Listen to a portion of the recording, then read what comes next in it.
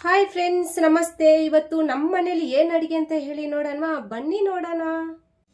Chapati friends, ನಮ್ಮ ಮನೇಲಿ ಇವತ್ತು ಚಪಾತಿ,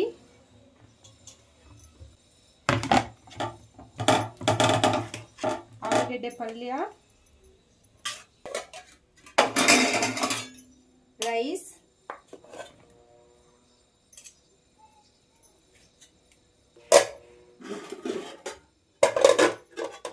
ಮುಳ್ಗಾಯಿ ಸಾಂಬಾರ್,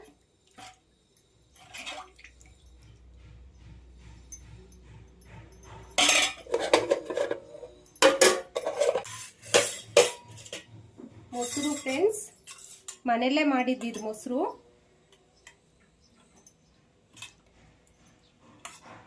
ತುಪ್ಪ ಮೊಸರು ಎಲ್ಲ ಮನೆಯಲ್ಲೇ ಮಾಡ್ಕೊಳ್ಳೋದು. ತುಪ್ಪ ಫ್ರೆಂಡ್ಸ್, ತುಪ್ಪ ನೋಡಿ ಮನೆಯಲ್ಲೇ ಇದು ಕಾಸಿದ್ದು.